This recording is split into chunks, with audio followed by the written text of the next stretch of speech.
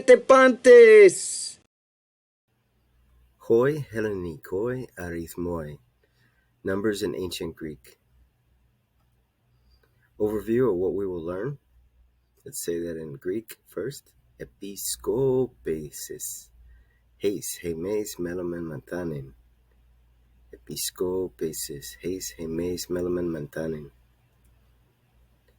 So we'll learn how to write using the Cardinal Greek numbering system that made use of their alphabet. Now, we're not talking about ordinal numbers in this video, which would be like first, second, third, fourth. Cardinal numbers are just 1, 2, 3, 4, 5, 6, 7, and so on. Numbers we will see, keep in mind, they are adjectives. They describe nouns. They have gender and number. As a result of describing nouns, they have gender and number matching the noun. So the adjective and the noun, they must match, both, whether they're singular and plural. That's what I mean by number. And gender, masculine, feminine, neuter. They've got to be the same. If the noun is feminine, then the adjective will be feminine. So let's use some examples here so we can kind of see how we're using numbers in the sense of an adjective. So first example is just an adjective, a color, right? What kind of dog? A black dog. Because remember, adjectives describe a noun, right? So what kind of dog? A black dog. And then the elders. Which elders? What elders? 24 elders. The name. Which name? The one name, right? So you see how these numbers are being used as adjectives. Let's see how the New Testament uses numbers in its sentences, declining these adjectives, which are our numbers, to match the nouns they modify. So we'll see some passages in the New Testament that has numbers. Learn the Greek spelling of all numbers in Greek from 0 to 1 million. How to write Greek numbers. Prior to the 2nd century BC, the Greeks used an Attic numeral system, right? So Attic dialect was the predecessor to Koine, and so it makes sense that the numbering system would be referred to as Attic numbering system, and they call it as the acrophony. And so scholars say that I think that started about 7th century BC.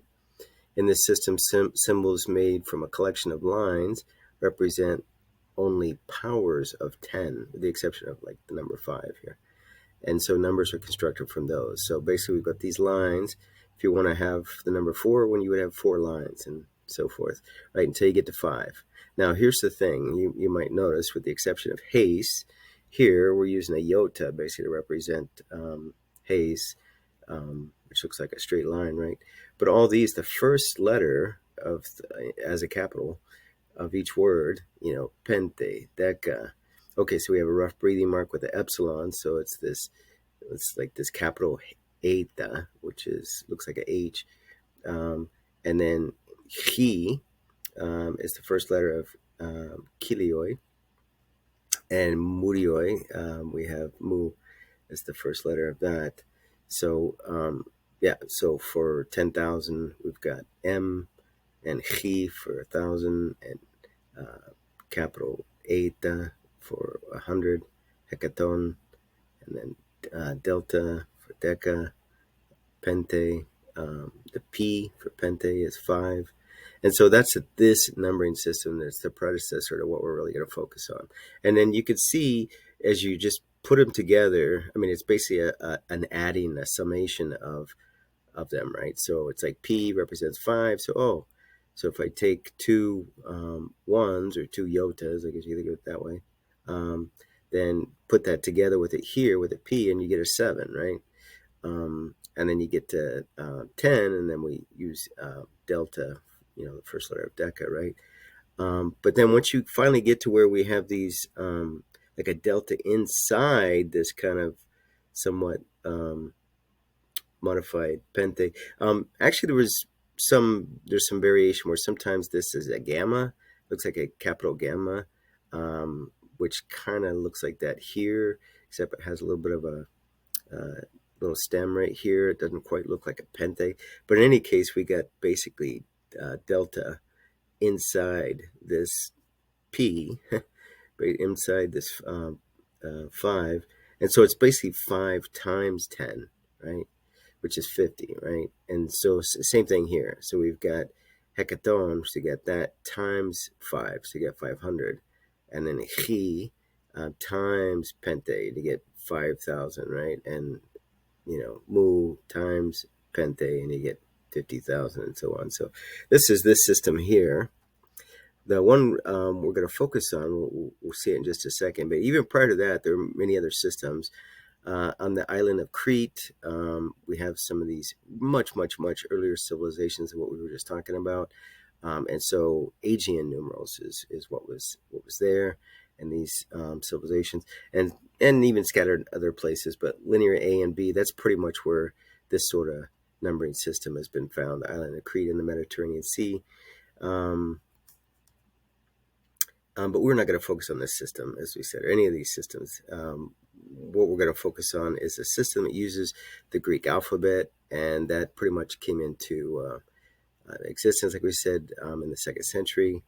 And so here's a Greek word that basically means this: a system of adding up numbers, kind of like we were just doing, to represent a single number. So isopsephos. So isos means the same, or equal, means something is equal. So isopsephos, or ipsopsephon. So this would be the masculine feminine adjective, and this would be the neuter. Sometimes adjectives are like that, where you just have two, where both the masculine and the feminine share one form, and then another form for the neuter. And then sometimes there's actually three, and you just got to get used to which adjectives have the representation of three, and which ones only have two forms, where, again, one of them would be masculine and feminine would share the same form. So how to write Greek numbers. So yeah, this is what we're talking about. So we're using the Greek alphabet. There's 24 letters in the Greek alphabet. We actually have 27 characters here, numbers represented. So what they're doing is they're going back older than this period to numbers that kind of fell out of use. And that's how we come up with 27. We add those together with the 24. So anyway, the later number system is used in New Testament times. Ionic numbers. So in Greek, we could say arithmoi, ionikoi. That would be a way to say ionic numbers. And then the word for or, I put it in Greek here, a, with this kind of tonos, with this kind of accent. Hotonos, that's how you say in Greek the accent. Hutos hotonos. This accent, hospertuto, like this. Eta, so the letter togramma, the letter togramma, eta, the letter eta. So that means or, right? And then, so continuing on, enough about that. Milesian numbers is another name. So either Ionic numbers or Milesian numbers, that's what they call these, or Alexandrian numerals. So in Greek, we could say arithmoi, and then take this city, Miletos, and put it in the genitive, and we could say, arithmoi Miletu. So it'd be numbers of Miletos, of the city of Miletos. So Milesian numbers, basically. Again, or, right? Arithmoi Alexandrianoi, right? So arithmoi Alexandrianoi, so Alexandrian numbers. This system is based on using the Greek alphabet together with an apostrophe, this little antenna sort of thing, that's called a karaya, and that could mean a lot of different things. In ancient Greek times, it could mean the antenna of an insect or of some crustacean, something like a lobster or something, would be one thing. Anything that kind of protruded, like even a horn on a cow or an oxen or something like that. And what's interesting to me about this system is looking at the time frame when this started to come into being, that the Hebrews had a system the same. They would use their alephbet to make their numbering system together with something very similar. So So, a little Greek history, ancient Greek history. In 300s BC, the Macedonian king Philip II united the independent city states of the Macedonian and Greek regions in order to fight against tyranny from their common enemies. Military engineering helped. He developed, or men under him, not sure which, but he developed the sarissa, 13-foot to somewhere in this range, a 20-foot long spear, kind of like this, wielded by each soldier of the phalanx.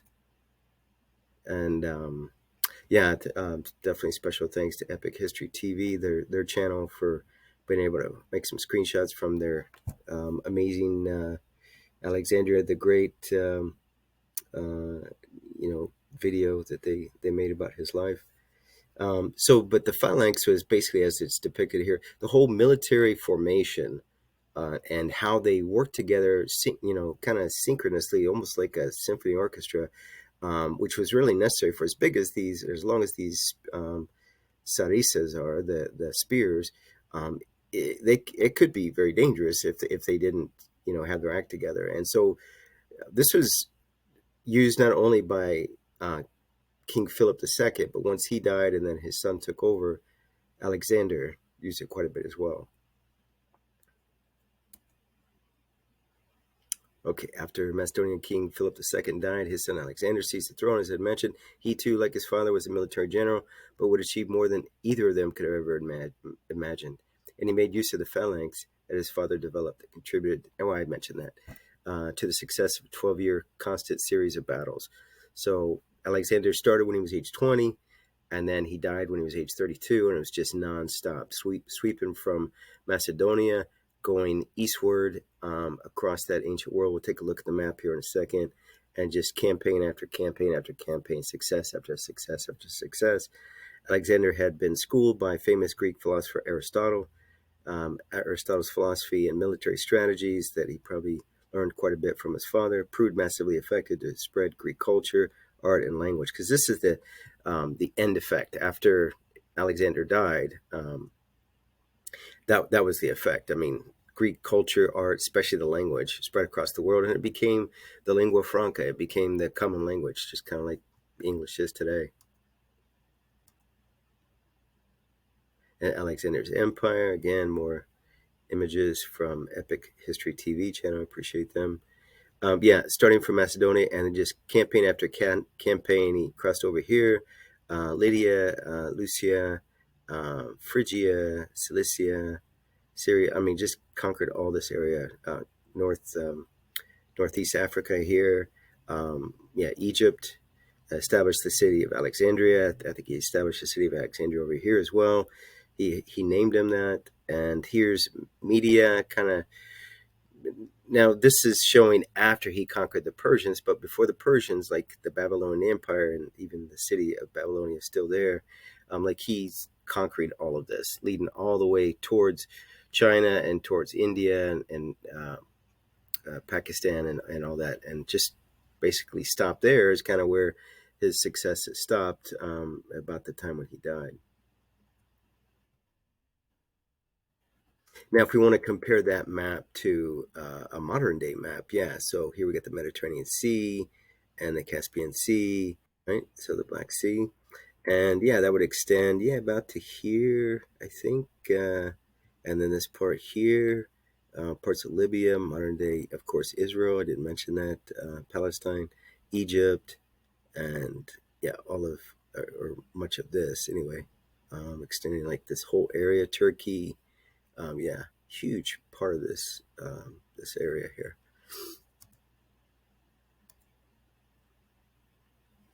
Okay, if you're wondering why the New Testament is written in ancient Greek, this is pretty much why.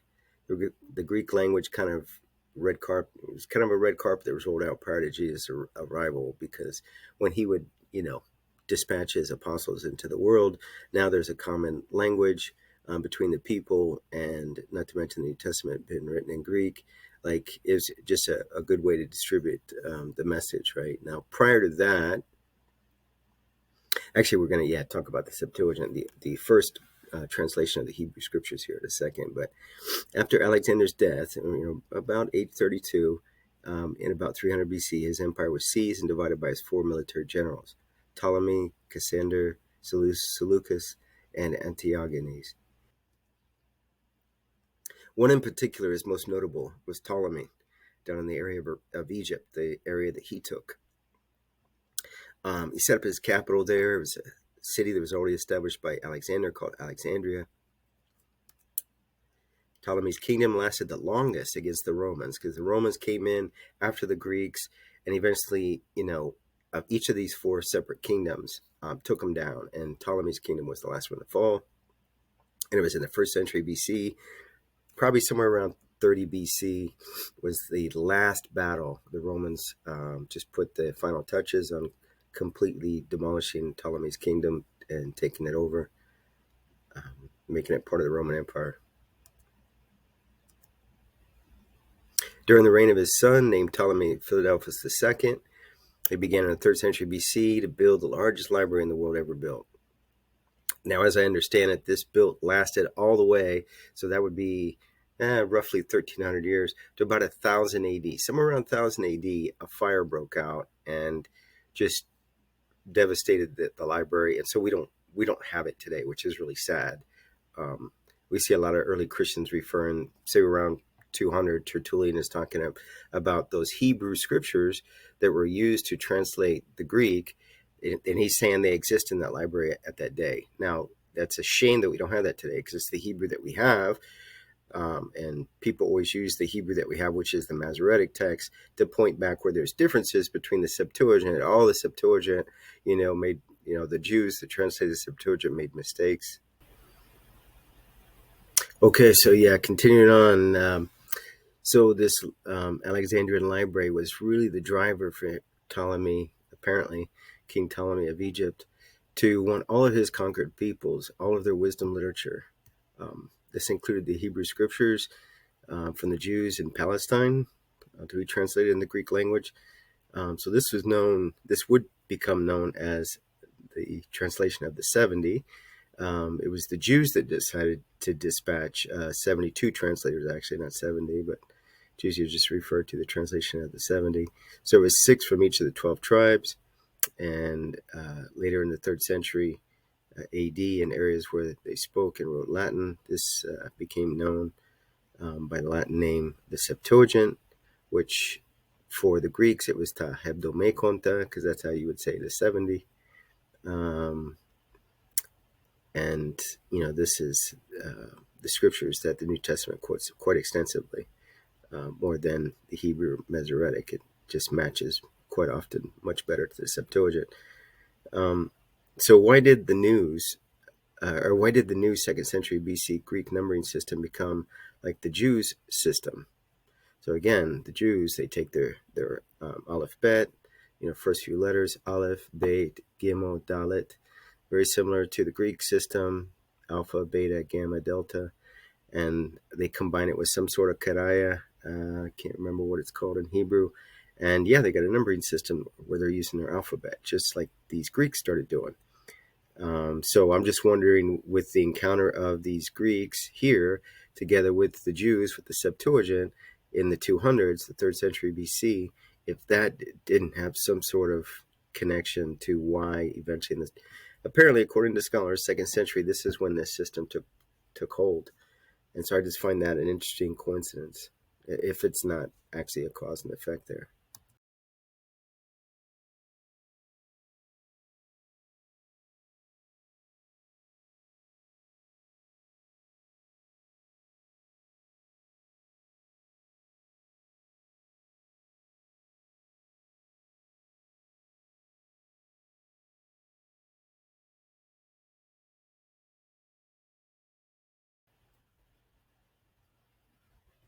I had mentioned how the Greek numbering system, which scholars, historians say began in the 2nd century BC to be used. As we will see, a close-up was using the Greek alphabet as numbers. So yeah, I said that already. So I also mentioned how the Hebrews, the Jews, were doing the same in antiquity. Studying the two languages struck me when I realized, when I was in Jerusalem, this really struck me as I realized they do it exactly in the same way. Not to mention many of the Greek and Hebrew letters sound similar, as I mentioned here a second ago, and fall in the same order. There's others Yeah, in fact, yeah, I do actually have an example down here to show even more than just alpha, beta, gimel, or alpha, beta, gamma, delta matching up with aleph, bet, gimel, dalet, like we have here, right? Yeah, and then it goes on. Yeah, you see the parallel alpha, beta, gamma, delta here with these. And then go on from there, zeta, eta, theta, iota in Greek, especially iota, kappa, lambda, mu, nu. And then you compare that to the Hebrew letters. You can see kind of a parallel there. Zion, zeta, eta, het. I mean, today in the modern pronunciation, yeah, it's got kind of a guttural sound there with the het.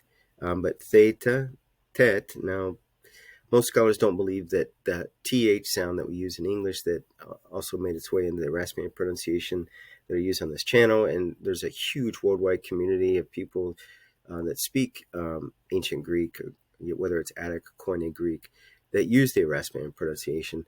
So, but they don't think that the th sound that we're making today is really what kind of exactly like not very much the way it was spoken back then. So, maybe the Hebrew letter here, tet, is a little more like the theta. But yod or yota, kappa, kaf, lambda, lamed, mu, mem, nu, nun, samic. So this is kind of a tss. This is a xi, omicron, ayin, p, pe, resh, ro, sin, kind of pronounced this way, sigma, tav, tau. So yeah, we can see the parallels between the two languages.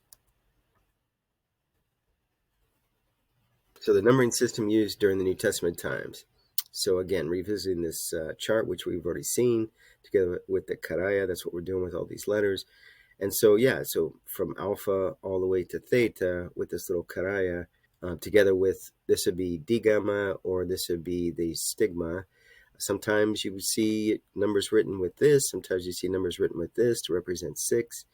And then we got the copa, or copa, sorry, this is copa, and this is the sampi. Sometimes I've seen it pronounced sampsi, like a C versus a P. Where's our P? Yeah, P letter, sampi versus sampsi. So I'm not really sure. Maybe sometimes it would be pronounced this way, and I've just seen it both ways. So, but anyway, that represents 900. This represents 90, and so these were antiquated Greek letters that fell out of use, that they kind of brought back to be able to fill in together with the 24 currently used letters to add it. So we have 27 letters so that we can, go all the way up to 999. So the question is, what about if we go past 999? How do we represent numbers? So we're going to see that in a second, but let's just do some examples, right? So again, let's see, what was that Greek word? Isopsophos, where we basically combine them together to make a single number. That's kind of what we're doing here. So if we have the lambda, which represents 30, and the delta, which represents 4, and we got our karaya, so there's 34. And then psi, omicron's data with the karaya, and we got psi, which represents 700, omicron, which represents 70, and zeta, which represents 7. You put them together, sum them together, and just like the isocephos, definition of that adjective, yeah, that's what we're doing here. We're basically adding these together to make a single number. And then psi, nu, eta, same idea. Psi for 700, nu for for 50, and then eta for 8, and put that together with the karaya, and you've got 758. And so here's some interesting, probably familiar biblical numbers. We'll get to this one in a second. You may not recognize that, so we'll talk about that. But this one, from Revelations, right? This is the way it's written in Revelations. So, so I've seen some commentary from antiquity where that somehow the serpent in between, anyway, I've seen some stuff in early Christian writings. I don't even remember what was said about it, but yeah, so this is basically that familiar number where it's mentioned in Revelation as the mark of the beast. And here's eta, which you already mentioned over here, the number 8, with the karaya. And then this one here, if you look at the Greek for, I think it's Matthew 5:17, it might be verse 18, but it's in there where Jesus says, I didn't come to destroy the law, I came to fulfill it, right? He said, not one iota or karaya, a karaya, because remember a means or. So iota or a karaya will fall out of the law until everything is accomplished. So if this number, which I remember when I was in Jerusalem and taking Greek 1 and 2 for the second or third time in my life, and we're going over the numbers, all of a sudden this hit me, and I was like, man, I've never read anything supporting historically this theory that you probably see where I'm going with this, but it just is very curious. Like this iota and a karaya, as Jesus states it, is the number 10, and he's saying fall out of the law. So what would be 10 in the law? Would be 10 commandments, right? So I just find that interesting. I wouldn't be dogmatic about it, but I just find it interesting. Something I wanted to share there. Number 50, so we got new with the karaya. I guess we kind of mentioned that already here. So that would be pentekonta, right? Now, if we had an ordinal number, 50th, the ordinal numbers, we'll do that in some other video. This is the cardinal number video. But I bring it up because of Pentecost, Acts chapter 1 and 2, right? So Pentecoste, so Pentekostos would be the masculine, Pentecoste would be the feminine, Pentekoston would be neuter. And so that's why you'd say 50th. So it's like, what are they talking about, 50th? So the 50th day after Passover is this 50th day. And the way you say that in Greek and then transliterated in English is Pentecoste, Pentecost, right?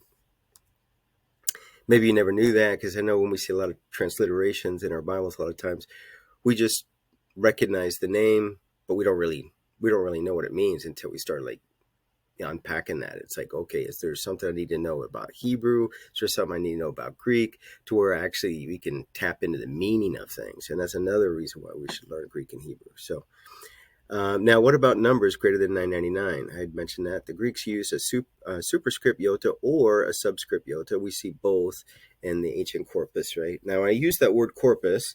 You'll hear academics use that word whenever that's in Greek, Latin circles, maybe even Hebrew or something. And that just means like the collection of writings from the period that we're referring to. It's a Latin word that refers to that, right? So when we say the corpus, we're talking about all those writings, whoever, whether it's Plato, Aristotle, and Socrates, and, Herodotus, and whatever, including the New Testament and the, early Christian writings and the Septuagint and, the whole corpus of whatever period we're talking about, whatever language. So alpha karaya, let me move on here, is the number 1, right? But if we want that to mean 1,000, so this is where it's this idea, subscript or superscript iota. So here we have a superscript iota or a subscript iota. I depicted both. Notice it's not behind it like it is over here. It's actually in front of it. And that's conveying the idea of 1,000. So here we just write it once, and then we have all these other letters following it. And it's kind of our isopsephos idea, right? Where we're summing all these together. But because it's the either the superscript or subscript iota, so now theta means 9,000, and then of course, like we already had these numbers, we already saw the chart for those. You add them all together, and you get 9328, and then we could use superscript or subscript. So delta with a subscript or superscript iota is going to represent 4,000, right? And you add up all these others that we've seen, and you get 651. You put that together with the 4,000, you get 4,651.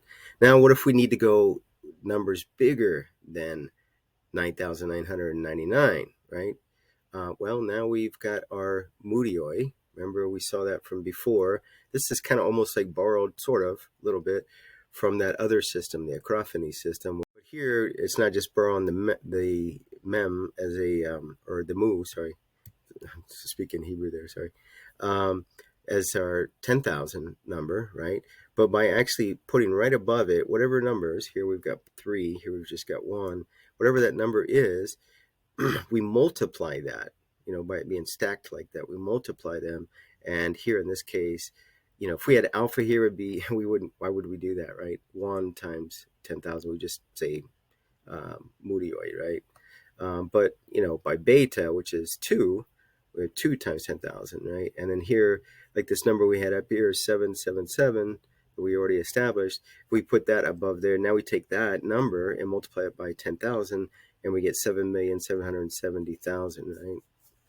So you get the idea. This is this system of how to write these numbers. Now, of course, in the New Testament, there might be some manuscripts where they're written this way. I'm not sure, but the way that we'll see them in our tools that we're using, whether it's Bible Gateway BibleHub.com or the Blue Letter Bible or whatever app you might have or whatever, it's probably going to be written out, and so we're going to get into those, kind of like this Penteconta, right, which is 50.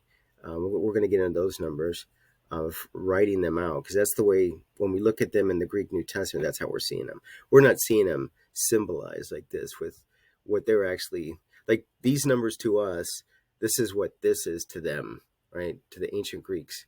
It's like us looking at these numbers. But sometimes we might actually write out 600 or 666, right?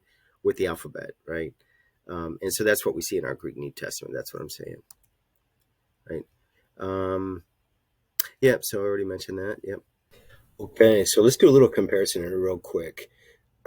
As we said, according to scholars, somewhere around the 2nd century BC, the Greeks started adopting this approach that the Hebrews are already using.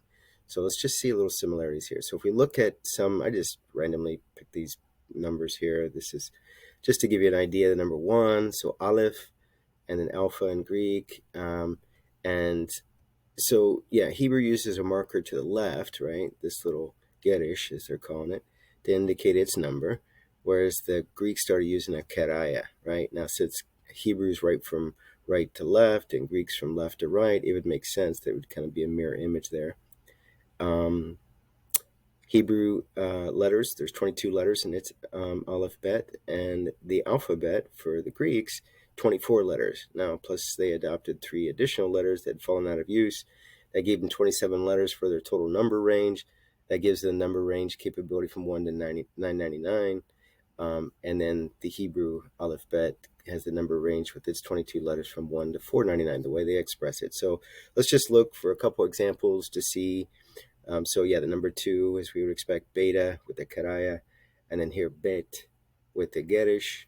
And so when we get to 10, now we start having some letters that express the tens place. Here's the ones place arithmetically, the tens place, eventually the hundreds place. So we got yota and then yod, and eventually as we keep going, kappa and kaf. As we keep going, eventually they kind of fall out of sync with each other because they're not exactly one for one with their alphabets. So we got rho here, keraya. Of course, the rho equivalent in Hebrew, as we saw, was resh, right? But since they fall out of sync, they're actually using kof, which doesn't sound like resh, or doesn't sound like rho. So kof with the gerish. And then if you want to, similarly to how the Greeks do it, with the rho, kappa, beta, and then the karaya, we have that word that we saw, isopsephos, which means like summing all those numbers together into a single number, single total, and that's what we're doing. We're also doing it with the Hebrew numbers, or letters, right, to make the number. So equivalent of that, so kof. Kof is this letter that represents 100, and then kaf, which represents 20, and then beit, which represents 2, the ones place. And the way they would do it, instead of just a single karaya, they would have 2 gerish. And the way you say that in Greek would be gerishim. Gerishim means 2. Gerishim would be plural, but gerishim would mean 2 of them.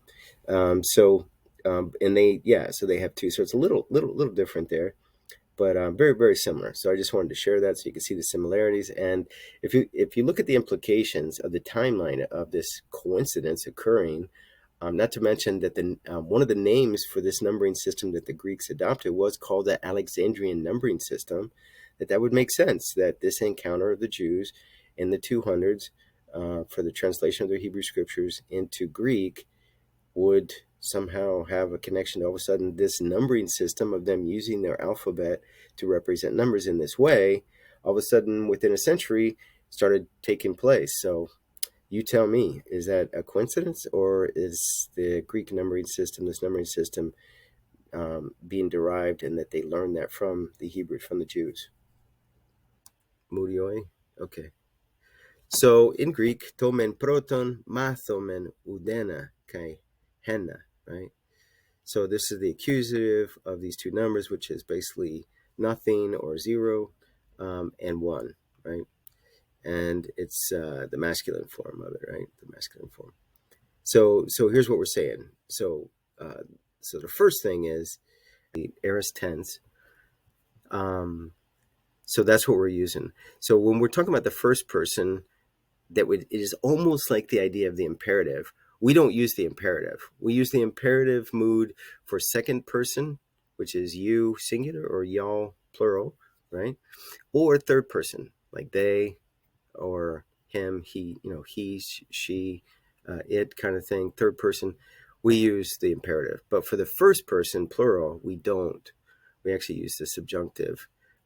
So that's what we're doing here. So tomen pronton, mathomen udena, okay, henna. So first let's learn from 0 and 1. So manthano is the verb that that means to learn, right? I learn. Manthano means I learn. So that's what we're doing here. So anyway, a little bit of Greek there. And so let's get into our first bit of numbers. So the number 0, this is how it's declined, right? So first it's going to be the masculine and then feminine and then neuter. And the way we would say that in Greek, if we want to be a grammarian, and on this channel, eventually I want to get to where we're actually speaking a lot of Greek, to where even the grammatical terms are in Greek. That's what I experienced when I was in Jerusalem. That's what I experienced even prior to going to Jerusalem and different immersions that I attended. That way you stay in the target language as much as possible, which is, I think, really good. There's so much success, even for many decades, going back to just after World War II, when the State of Israel was established. Very quickly, they established schools for people that were immigrating, Jews that were immigrating back to Israel, that they could get in these schools that were what we call immersive environments to learn the language, to learn Hebrew, right? And so this approach that Polis Institute and let's see, the School of Biblical Languages by Dr. Randall Booth. What do they call their school? I forget. It's also in Jerusalem. Both of them are in Jerusalem. But those are two of the primary ones. Sattler College in Boston somewhat kind of does, pretty much does that kind of approach as well. But it's an immersive environment where when you come into the environment, there's either no English or no other language other than the target language. In the case of Ulpan with Hebrew in Israel, with the, Jews that are going back there, obviously that's a Hebrew language. But with Polis Institute and then with Dr. Randall Booth's school, that's ancient Greek, New Testament Greek, even to some degree Attic Greek, some exposure to that as well. So anyway, I say all that. So let's take a look. So the way we would say declined is we'd say inclinatai. So if where's my mouse? If I said tuto inclinatai, so this is declined, right? And where'd my mouse go? There it is. So udes, udes. Oh, you know what? I shouldn't have that rough breathing mark there. I should just have the circumflex. You'll see in a second why why I did that. So this is basically, uden together with haze, and we get the idea of 0, right? So basically, I just combined that, and I didn't even pay attention. Yeah, there shouldn't be a rough breathing mark there, so we should just have a circumflex. You wouldn't have that unless it was the first diphthong or the first vowel on the very beginning. Like here, we have the soft breathing mark. That's where you put either the soft or the rough breathing mark, right? But you don't put it once you're further downstream into the word. That's a mistake. So udes, udemia, uden. So again, This column is masculine, and the way we say that in Greek is arsenikon. This column is feminine. The way we say that in Greek is thelukon. And this column is neuter. The way we say that in Greek is udeteron, right? Same here. Arsenikon, thelukon, udeteron, right? So udes, udenos, udeni, udena, right? So that's the declension for this, right? For the masculine. And then the feminine, udemia, udemias, udemia. Now notice, with the exception of this, because it's iota, but for most letters that, let's see, I guess I have to think about that. Yeah, definitely for vowels. Definitely for vowels. Yeah, not okay. It would have to be a vowel. That's right. But we'd have subiota. Oh, where's my mouse? There it is. So subiota, that's an identifying mark. If you have a noun and you have a subiota here, especially you don't have any other letters, it's just a vowel. That's a clue that that's the dative case, right? So just keep that in mind. That's the distinction between nominative and dative. Is like, oh, subiota. Oh, okay, so that's the dative. Udemian, right? So uden, so neuter. Udeteron, neuter. Uden, udenos. Now notice udenos, udenos. Udenos, hode, right? Hode, here, hode. Or you could say in Attic Greek, entaltha.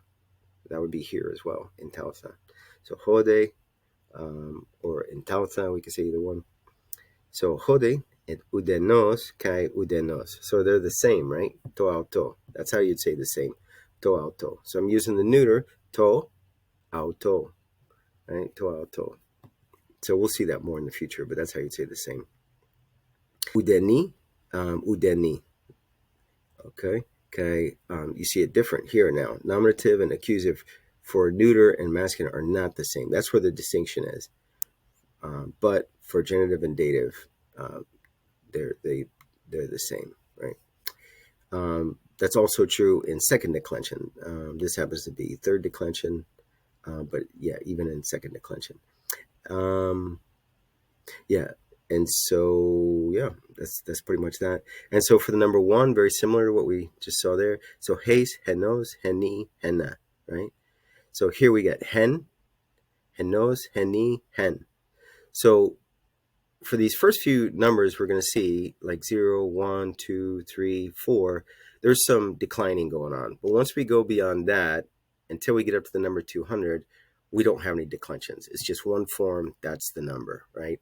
And so when we start counting, just in general counting, unless the numbers, like as we will see, actually are, because remember, all our numbers are adjectives. So if they're modifying nouns, then yeah, you would decline them to match the noun. But if you're just counting in general, you use the neuter.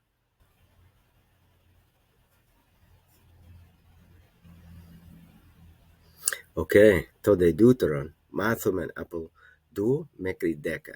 So basically, secondly, or the second thing, mathumen apple du, so from 2 until 10, or 210 until 10, mekri deka. Yeah. So, of course, we'll have our masculine, feminine, neuter forms, just like we had. Well, duo is kind of an exception.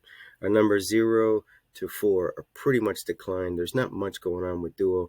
We just got the nominative and we've got the dative, and that's the ones that are declined that we have in the corpus. We don't have any evidence of the genitive or the accusative ever being declined, so we don't do that.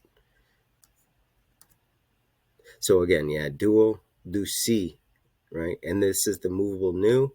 If you haven't noticed that already, a lot of times words that have movable new, it's like, okay, if the very next letter is a vowel, then you use that, to seen, right? But if the next letter is a consonant, then we don't need this consonant buffer. It's pretty much the same idea that we learn as children with English, where you would say, we don't say a apple, we say an apple, right? So we put that buffer consonant in between the A and the apple, which starts with a vowel, to kind of buffer so that we don't have two vowels bumping into each other. A lot of languages don't like vowels bumping into each other. Can sometimes lead to misunderstandings and stuff. So Yeah, so that's the rule. So if the next letter is a consonant, you don't use the movable nu. You just say do see. Let's say, and then for the number 3, we've got masculine and feminine here. So again, masculine arsenikon, feminine theilukon, amphoteroi, both of them, right? Amphoteroi. Uh, estentuto, nay. Amphotera estentuto. Yeah, both of them are, are this, right? So, again, masculine and feminine. So tres, trion, trisi, or trisin, movable nu, same idea. Tres, right? So notice the nominative and accusative are the same forms. Now this is the neuter, right? So udeteron in Greek, tria, trion, trisi, or trisin, tria. So these are the same. Genitive, neuter, same idea. You're going to see that a lot where they're the same. But yeah, we've got a difference here, right?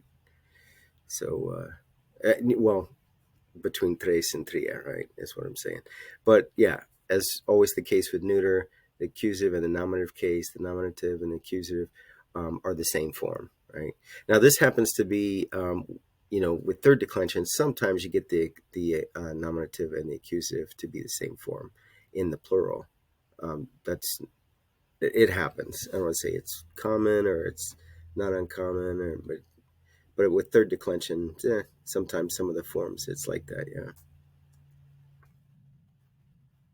So how to use numbers in writings declined properly for the nouns they modify, right? So far we've gone through the numbers from 0 to 3, right? That's it. So we'll see some of those here.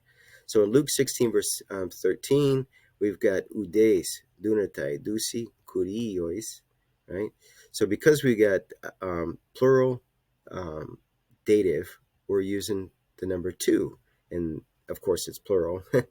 I mean, every number after 1 is plural, right? So we don't have singular versions for numbers from 2, 3, 4, So if I can get my mouse to work, there it is. Okay. So udes. So this is the masculine form. Udes dunatai. So unlike English, when in English, if you say no one, right, there's no gender there. You don't know if it's talking about a man or a woman or whatever. But because this says udes, it doesn't say udemia. If it said udemia, we know it would say no woman is able by two lords or two masters do leowen, to serve, right? So if translators actually say no man is able, and then maybe some woman gets offended or whatever, that's what the text says, And now if this said uden, where it was neuter, then yeah, we just say no one, and that would be it, right? But if you say udes, where it's masculine, it's not um, it's not incorrect to say, no man is able by two masters. Yeah, so we're using the dative for dative of instrument. Yeah. So in the same way, if I'm using a hammer, right, I'd say I'm going to pound this by my hammer. Then I would use the dative to say by my hammer. So that's dative of instrument. That's that idea. So no man is able or no one is able by two masters to serve, or two masters to serve, because in the dative you could quite often say two if it's in the dative, two masters. And then when I say two masters, obviously in English it sounds the same, two, but they're two different words. The second one's a number, the first one is preposition. Yeah, two masters to serve, or by two masters to serve. And then we've got our word we already saw with this kind of accent, eta, with this kind of accent. It has to be this kind of accent, and it means or. Egar, ton henna, misei se, so future tense of miseo, epsilon contract verb, which means to hate. And then gar is a postpositive. I think we've already seen that. Maybe some other videos. That's a postpositive. It's kind of the idea of for or because, or because he will hate the one, right? So future tense, he will hate the one. Kai ton heteron agape. So now again, similar. So this is an alpha contract. That's an epsilon contract, miseo, and this is agapao. So agapese, so that he will love, right? So both of them, but in this particular form, third person singular, they look the same. But as it turns out, if you look under the hood, this is actually alpha contract. This is epsilon contract. So, but they're both future tense, agapese and misese. So to heteron. So this is the other, but it's not like allo, like ton alon. The word allos that has all its declensions for masculine, feminine, neuter means like the other of something that is the same. But heteros and hetera and heteron, those three declensions, masculine, feminine, neuter, is the idea of other in the sense of different ones, right? So when you see heteron or heteros, it's the idea of the other, but it's the idea of something that's different, as opposed to if this said ton alon, it'd be the other that's like the same type, as opposed to being a different type. Ton heteron conveys the idea of the other that is a different type, agapese. So for he will hate, for the one he will hate, and the other he will love, right? So we're using this idea of the other. We're saying that the other different one he will love, right? So he's different, right? A, so again, A again, right? So sometimes when you have two A's, one could be either or. You might say it that way in English, either or, right? Either for the one he will hate and the other he will love, or the one and thexetai. So here's, future tense, he will cling. Yeah, so it's the idea of clinging, yeah. Okay, to heteru, so same idea, except now we got the genitive, to heteru, kataphoronese. So again, future tense, kataphoronese. So this is to despise, right? So he will despise. And of the other, he will despise, right? So Matthew 15, verse 32, hoti ede hemerai tres. So it's the nominative, this right here. The declension is nominative, feminine, plural. So, declension as a noun would be enklesis. And then as a verb, you'd say inclinatai. Yeah, it's declined. It is declined, you'd say inclinatai. Because already 3 days, where's my mouse? There it is. Prosmenusin. So he's remaining towards me. Prosmenusin. So if it just said menusin, he's remaining to me. But prosmenusin is he's kind of leaning, or he's towards me. He's remaining here with me, or towards me, or by me, or something like that. So already 3 days, So here, because it's nominative feminine, we use tres. If you remember that in the paradigm, this could either be the nominative or it could be the accusative. But since this is modifying hemerai, we know it's nominative, because we can easily tell by this that this is nominative, because this is first declension, nominative plural. Because already 3 days they remained with me. So Matthew 12:40, hospergar, agenato Ioannes, ho prophetes, ente koilia, to ketus, okay, the accent is here, ketus, tres hemeras, right? So this is like a sea creature. I think a lot of times it's translated as a whale. So here we've got hemerai up here was nominative. Now here we got the accusative. Same word, but now we can see, this one is modifying the accusative plural. So, since tres, it can be nominative or accusative, we know, hey, okay, that's in the accusative. And then here, accusative as well, tres nuktas. So this is the noun, the third declension noun, hey nukes. So hey nukes, tes nuktos, or tes nuktos. That'd be the genitives, and this is the hey nukes is the night. And so hutos estai hohuios tu anthropu ente cardia tes gays tres hemeras kai tres nuktas. Okay, so You can see, yeah, all these tres are all accusative because they're modifying accusative nouns. Okay, so here, hospergar. So the postpositive gar is the idea of because or for. Some translations say for just as Jonah, that, that's fine.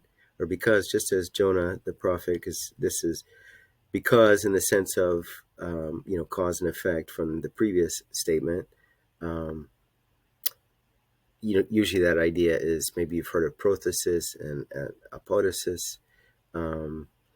So anyway, because just as Jonah the prophet was in the belly, so hosper, or just as, because just as, ageneto. So ageneto is the aorist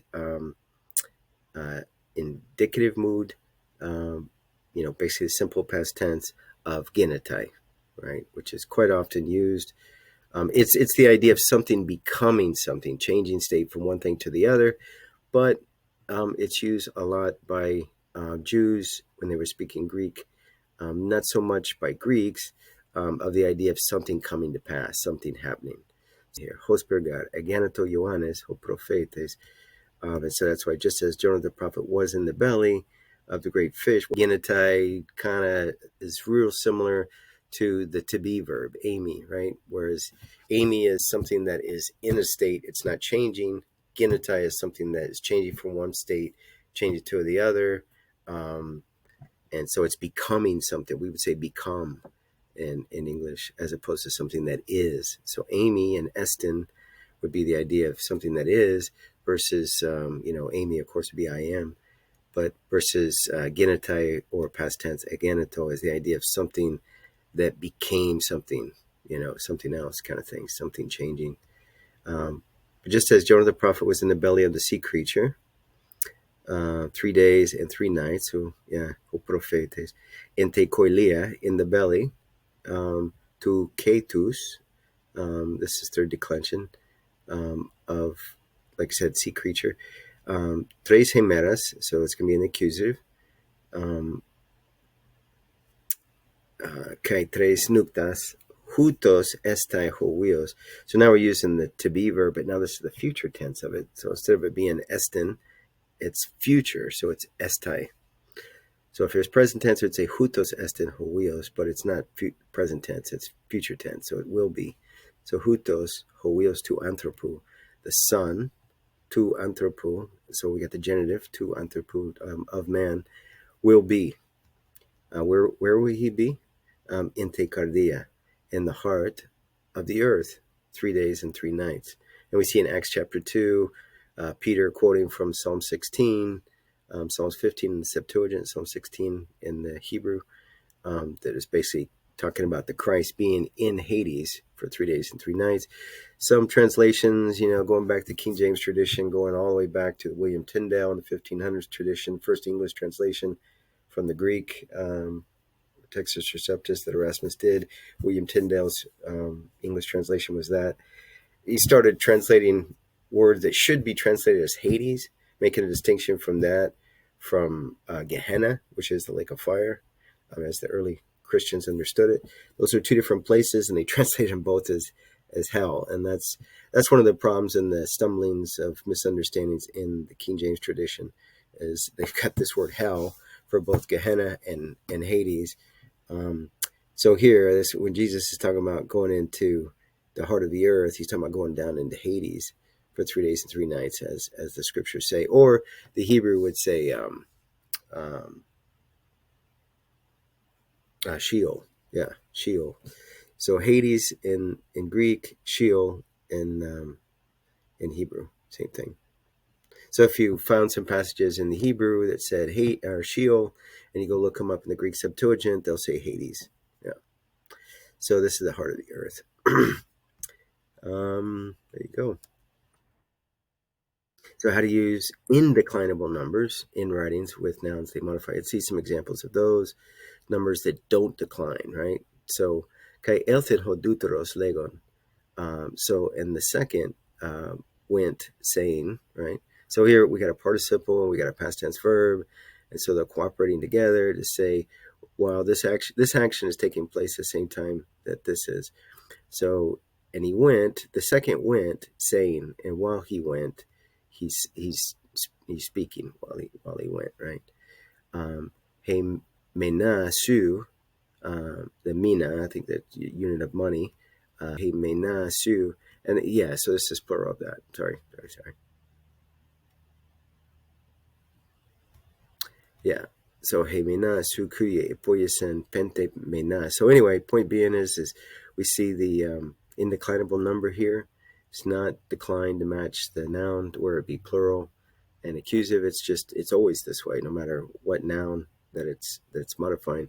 It doesn't decline. And after the number 4, until you get to number 200, all the numbers in between, 5, 6, 7, 8, 9, 10, on and on, 20, 30, 40, 50, those aren't declined.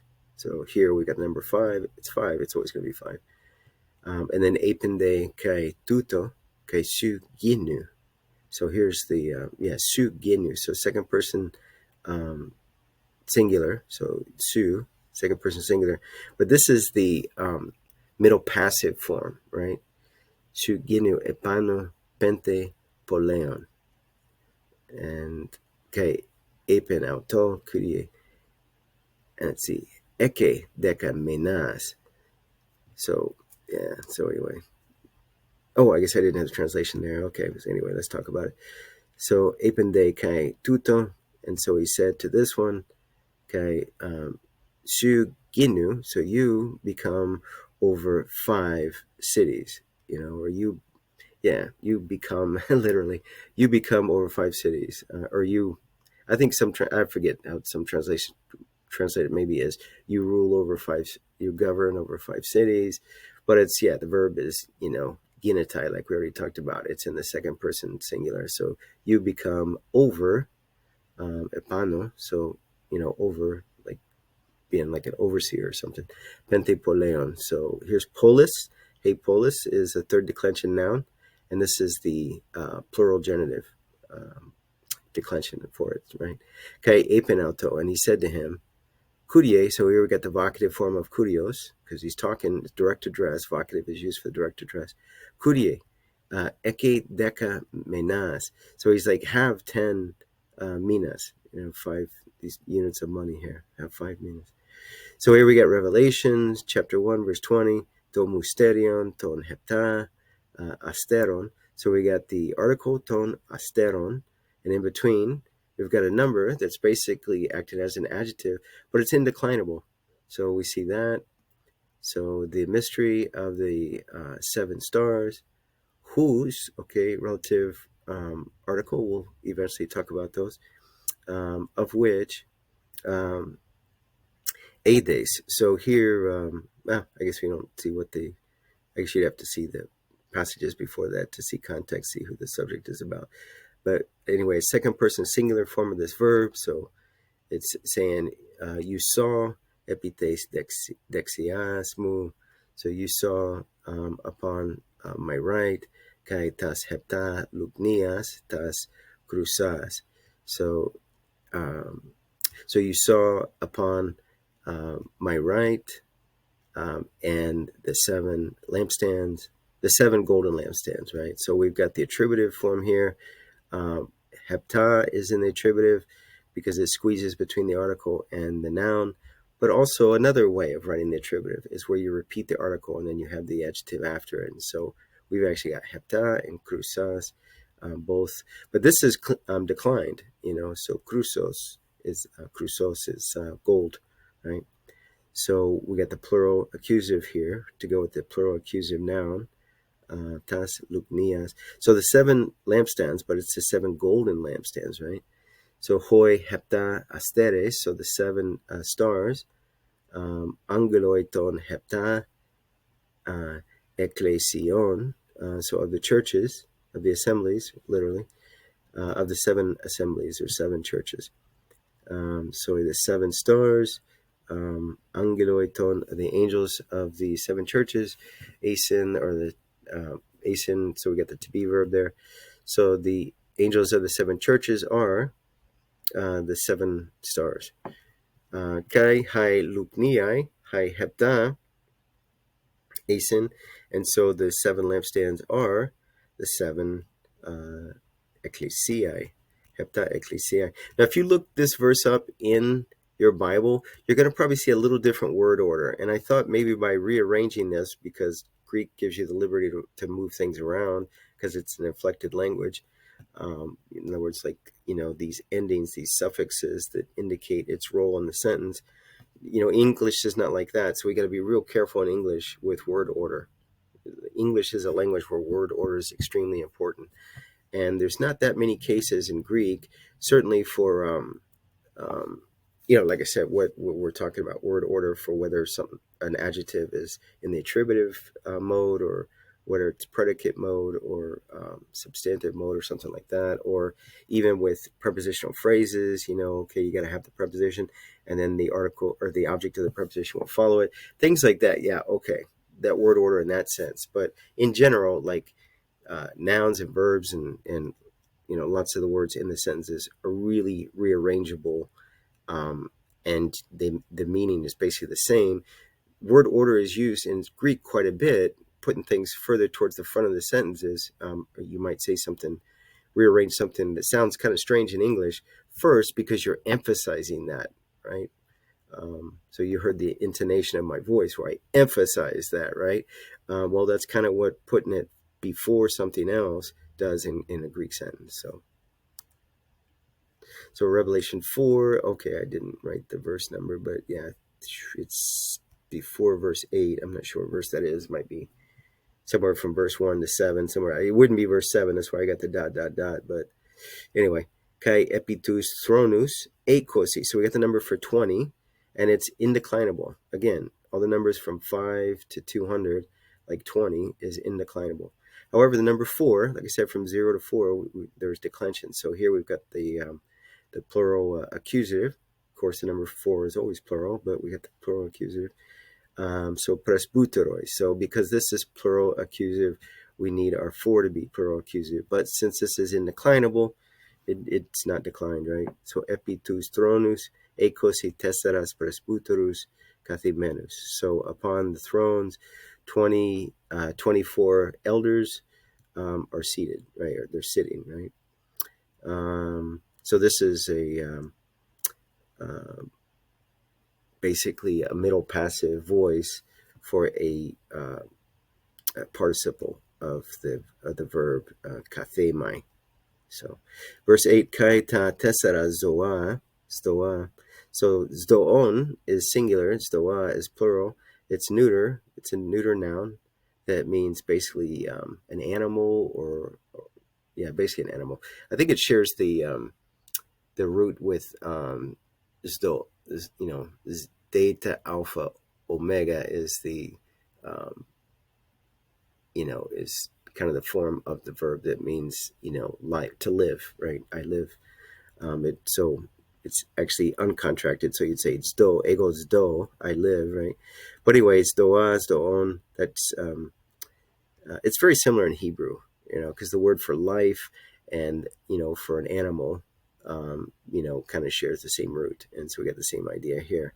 So anyway, and I think that's why they a lot of translations will say, like the King James tradition, ta tesseras doa. So the 4 living creatures, they translate it as opposed to the 4 animals, So anyway, but it's still owned quite often. You look at the context and go, okay, is that an animal, or is it more like just a living creature of some sort that we're not really sure? And so anyway, sometimes you need a good context to clarify what we're talking about. So hen, kath hen. So here we got a prepositional phrase.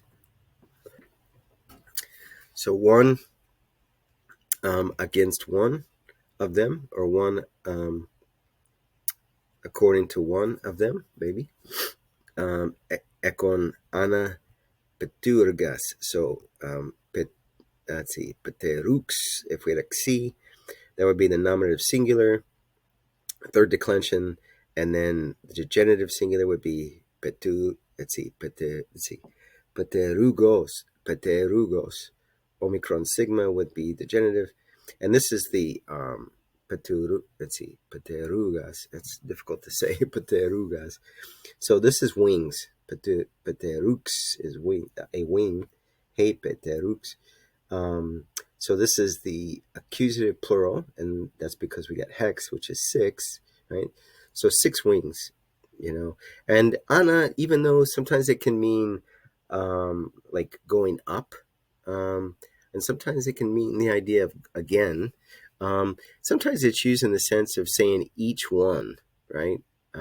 If I say anadul, like let's say if I say let's say we're in a classroom and all of a sudden I start grouping people together to actually practice some Greek and stuff. I might say anadul, ale sate methumon. I might say that, in groups of 2, converse with each other, something like that.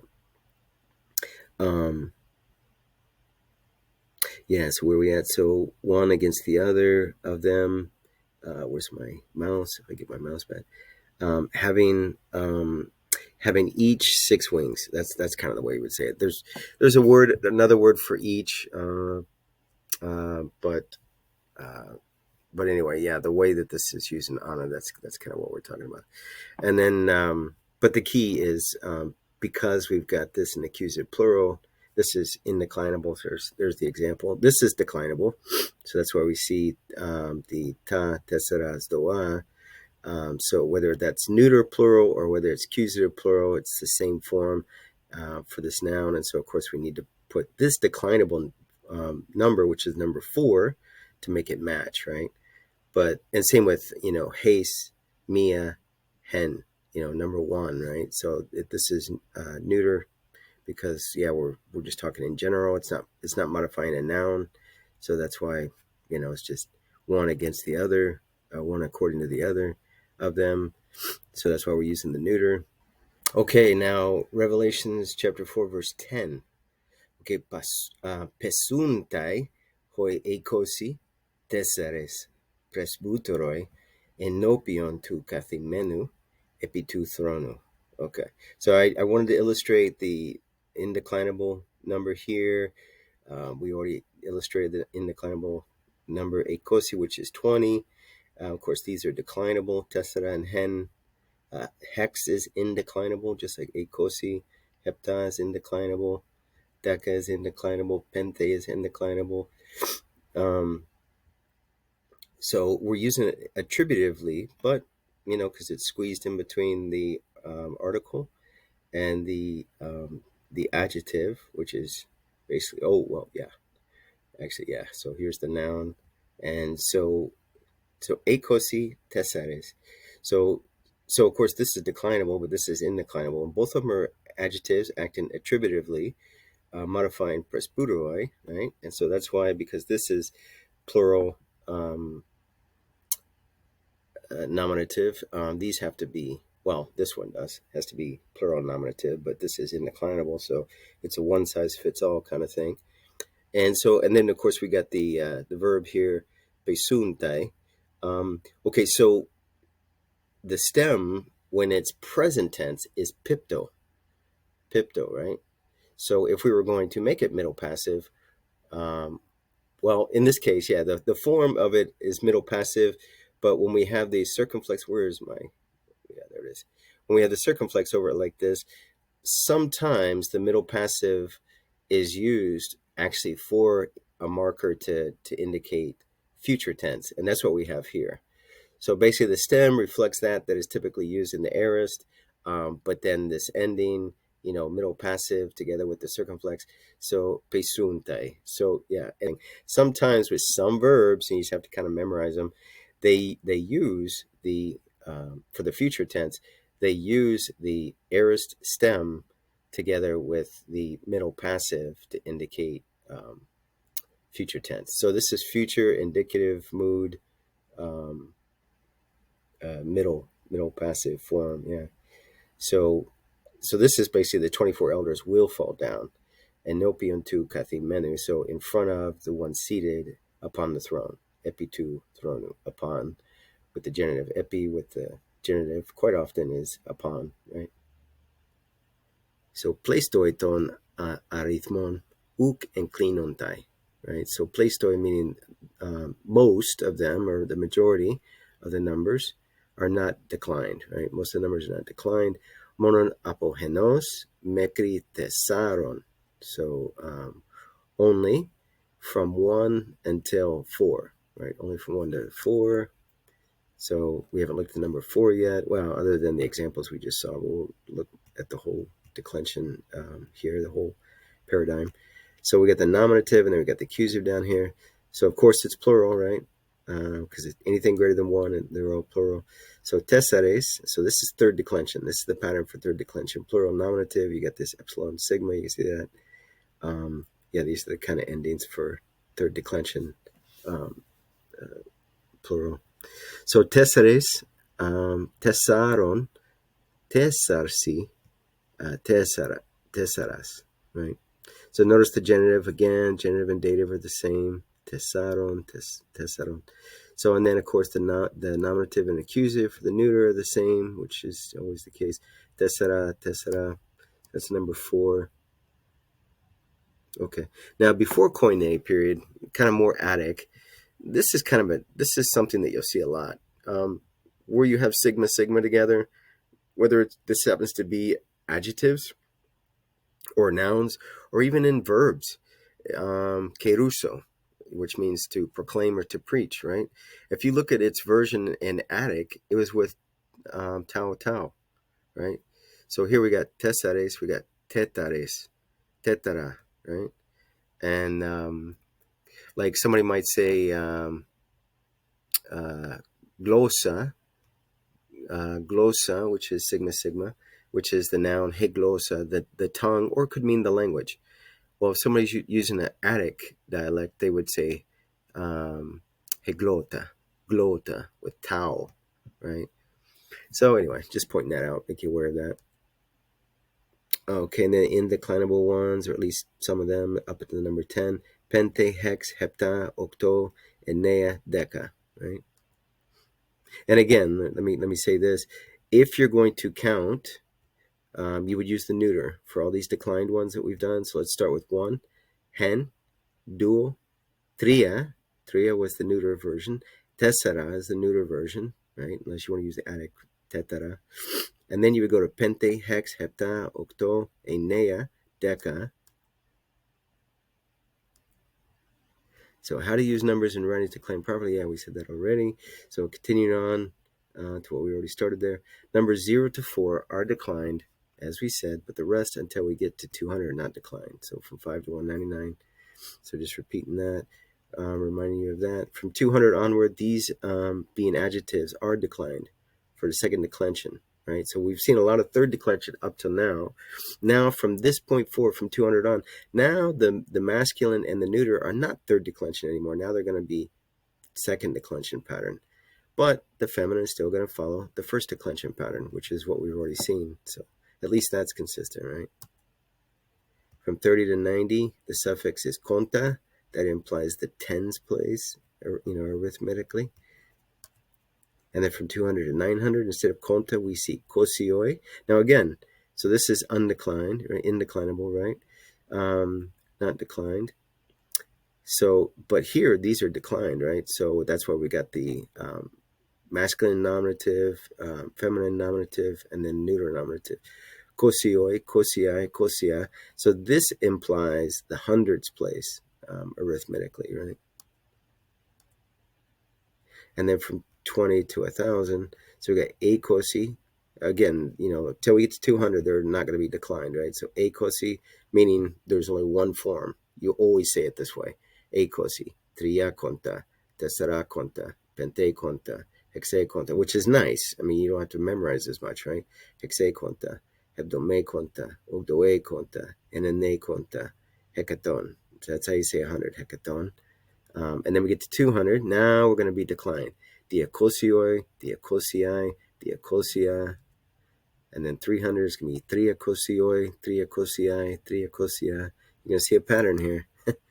Deserakosioi, deserakosiai, deserakosia. So 400. Pentekosioi. So if you remember, the number 5 had an epsilon, right? But here it's lengthened to eta to join it together with this suffix. So it's just something to pay attention to. You'll kind of see that pattern sometimes. Epsilon is always short, Omicron is always short in terms of, is it a long or short vowel?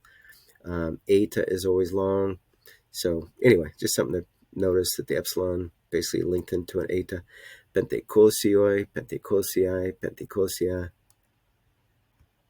hexakosioi, hexakosiai, hexakosia for 600.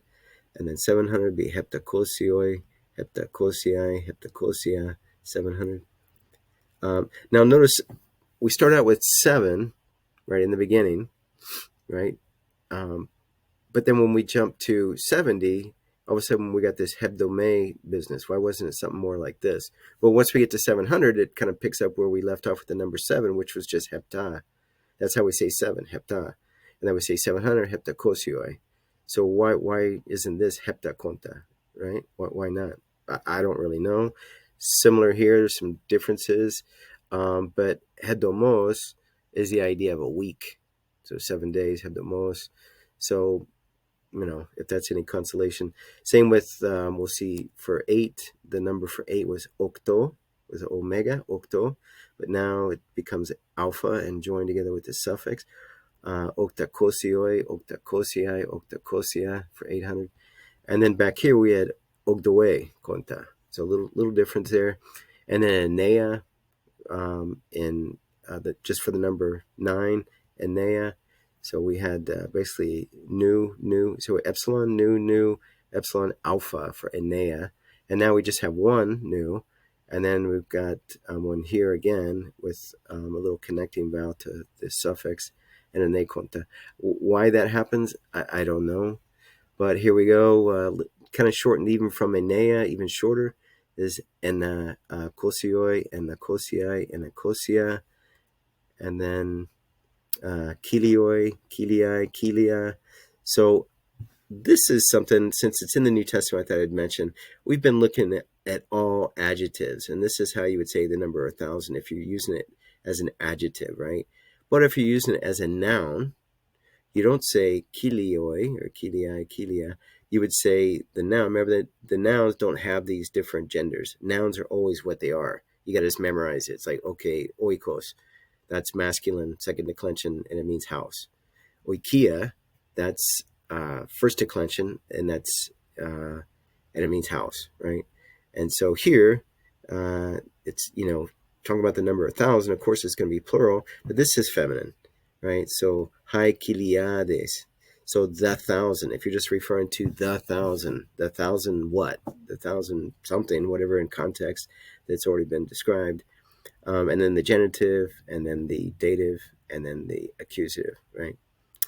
So yeah, this is a noun versus this adjective. So, and again, both. I mean, I'm pretty sure this is in the New Testament too, but I know this is. I don't remember which of these forms is in the New Testament, but it's in there at least once.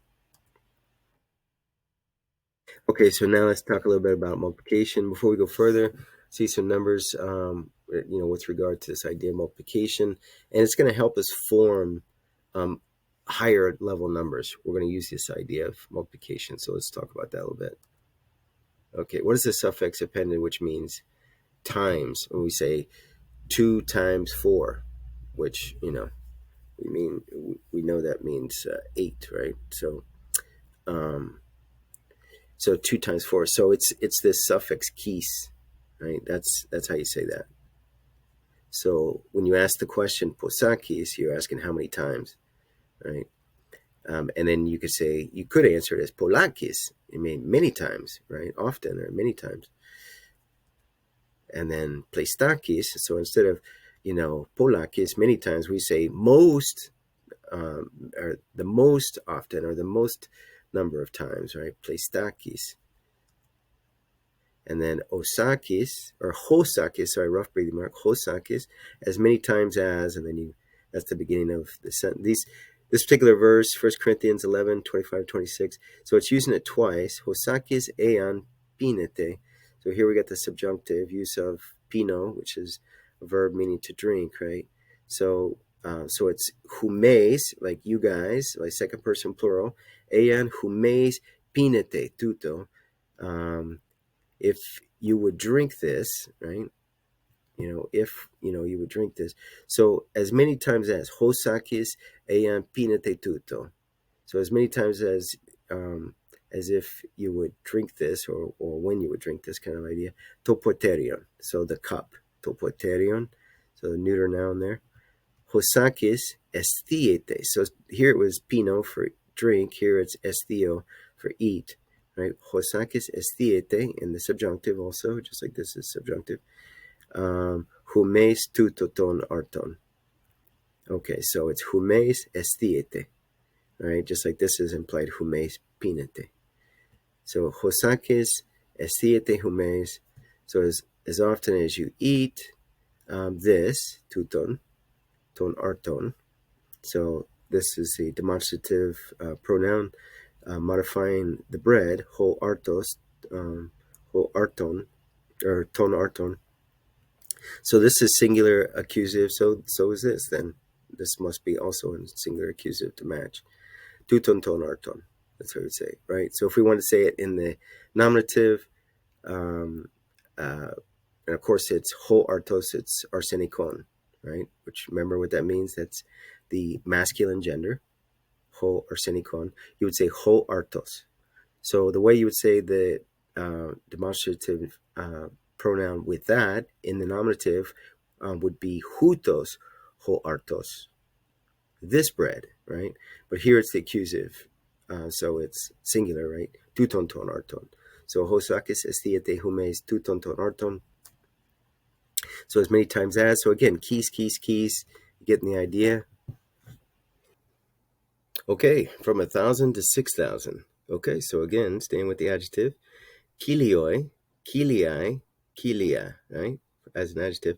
So let's just compare and contrast how we use this with some sentences that we've made here.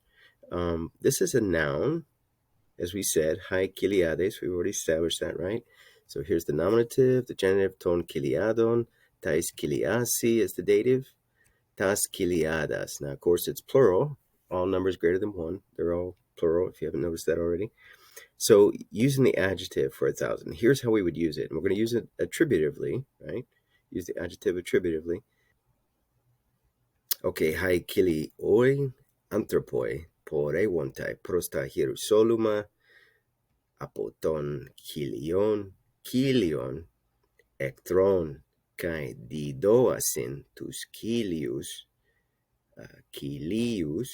chorus tois kiliois hippois, right? So hai kilioi anthropoi por eontai prosta hierusoluma apoton kilion ektron kai didoasin tus kilius chorus tois kiliois hippois.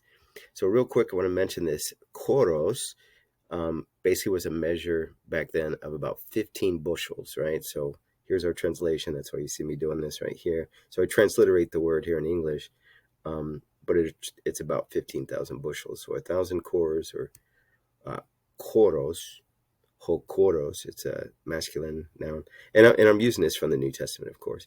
So 1,000 men, right? 1,000 men, hoi kilioi anthropoi. 1,000 men are traveling to Jerusalem from the 1,000 enemies, right? So again, so we get this as an adjective modifying ektros. Ho ektros is well, it's an adjective, ho ektros, ektra, ektron, but we're using it substantively, right? So here we are using adjective substantively, and then using this adjective for the number attributively for this noun. That is really an adjective being used as a noun, and we call that substantive use of the adjective, to use it as a noun. So the 1,000 men are traveling to Jerusalem from 1,000 enemies, and they are giving the 1,000 cores, which is 15,000 bushels to us today, to the 1,000 horses, right? So now let's compare that to if we use the noun. So instead of kilioi, kilii, kilia, but we use hai kiliades. So this is third declension. This is, again, second declension, first declension, second declension. This is that pattern 2-1-2, right, that we saw. Whereas, this is a noun, so it's only third declension. It's not going to act like an adjective where there's a feminine version and a neuter version. No, it's, as a masculine version, it's a feminine noun, right? So hai feminine plural, nominative, right? Hai kiliades, ton kiliadon, tais kiliasi, kai tas kiliadas. So now let's modify this sentence to actually be used where it's a noun, right? Instead of as an adjective. And you see it's a little more ambiguous. It's not as clear when we can actually use an adjective to describe the noun that we're talking about. This noun is just the thousand, right? So here we are starting out, the thousand. Because it's a noun, can't combine it with anthropoi because it's not an adjective, it's a noun, right? So it's hai kiliades. This is where context is really important, so you know what thousand you're talking about. Hai kiliades porewontai prosta hierosoluma apoton kiliadon kai didoasin tas kiliadas tais kiliasi. So here we are using nominative and then genitive and then accusative and then dative all in the same sentence, right? But it's just generically. The thousand are traveling to Jerusalem away from the thousand, and they are giving the thousand to the thousand. So it's really ambiguous. But up here, using it as an adjective, you can plug in with clarity the nouns that you're actually talking about. So that using it attributively, the noun for a thousand, it can modify the noun that gives clarity so you know what you're talking about. You know, 1,000 people or 1,000 men, 1,000 people, 1,000 enemies, right? 1,000 cores or 15,000 bushels, 1,000 cores, and 1,000 horses, right? But here it's just, as we said, the 1,000 are traveling to Jerusalem away from the 1,000, and they are giving the 1,000 to the 1,000. So it's something to be aware of. Both of these, the adjective and the noun, are in the New Testament quite a few times. I actually checked on that quite a few times, both of them. So, in various declensions and stuff. So, take a look at that. Okay, continuing on. So we just looked at 1,000, but let's look at 2,000. These kilioi, these kilii, these kilia. So what is this word dis? So dis is where we'll get into using numbers as adverbs in the future, where we would say hapax would be one time, dis would be two times, tris would be three times. In that regard, in that context. But for what we're talking about here, basically, if you take the number duo, combine it with kis, which we've already talked about, which means times, duo, kis, and you combine them and you get dis. And I think that's what the Greeks did, right? And we see that here with tris, right? Tris. They didn't keep doing that, but at least for these numbers, it seems like they did. So these kilioi, these kilia, these kilia. And of course, this would have all the declensions. I'm not going to show them, but yeah, this is second declension. We said this is a 2-1-2 pattern. This is, from here down, it's a 2-1-2 pattern. And not, 1,000 was kilioi, kilii, kilia was also a 2-1-2 pattern. But I'm just saying, the second declension, the whole pattern of the second declension, for plural, of course, we're not talking about singular, it applies here. So kilioi, kilion, sorry, accent would be here, kilion, and then kiliois, and then kilius, right? So it'd be these kilioi, or these signomen ekete. So yeah, that's how you say, excuse me, in the plural, signomen ekete. I mean, it's basically a prostaktike or a prostaktike, or an imperative use of echo, which means I have. So it'd be like, have forgiveness, have mercy, or not mercy, but yeah, have forgiveness. So signomen ekete. So signomen is the accusative singular that is basically a noun meaning forgiveness. And then you're saying signomen humes ekete.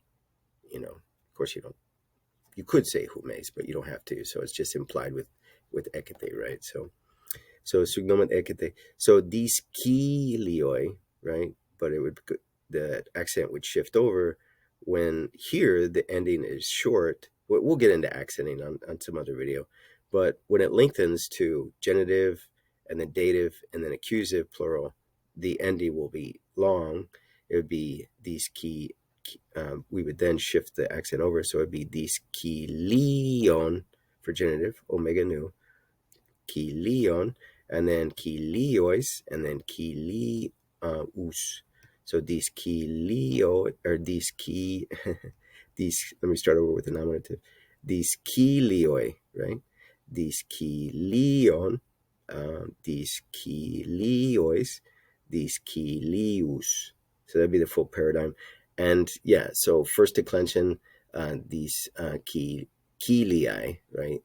And then with it being first declension, always with the genitive plural, the accent goes over the last syllable. So it'd be discilion, right? And then disciliais, similar sort of thing we were doing over here. Since the ending, the last syllable becomes long, it shifts over one. And then that was the dative plural. And so now the accusative would be discilias. Yeah, discilias. And then this is neuter, right? So the genitive and dative are the same as this. So anyway, and so you just follow that down, but I'm just showing the nominative here for the masculine, feminine, neuter. And again, we said it was a 2-1-2 pattern. So second declension, first declension, second declension, right? So tris kilioi, tris kilii, tris kilia, 3,000. And then 4,000 would be tetra. So tetra, the idea of 4 times 1,000. Tetra kis kilioi, right? That's why we introduced kis, making sure everybody understands this multiplication. So 4 times 1,000. Tetra kis kilii, tetra kis kilia. So we got 4,000. Pentakis kilioi, pentakis kilii, pentakis kilia, 5,000. And so hex is the number for 6. So we basically are saying 6 times 1,000, right? Oh, wow, sorry. And that Omicron Iota, cancel that right there. I doubled that. Sorry about that. So it should just be, yeah, ignore those last two right there. Shouldn't be oi oi. Should just be oi. So hexakis kilioi, and then hexakis kilii, hexakis kilia for 6,000. And then, oh, quick side note. Yeah, so let's take a look at something here. When writing Greek numbers as words, we write higher order numbers first. If we have, let's say, a number like 134, just the way that's ordered like that with that number, where the hundreds places to the left and then to the right as we move towards the right, then the tens and then the ones, that's exactly the way we're writing them, right? So here's what I mean by that. So paradigma. So example, paradigma. Hoi tris kilioi dia kosioi hebdome konta pente artoi epitein trapistan asin.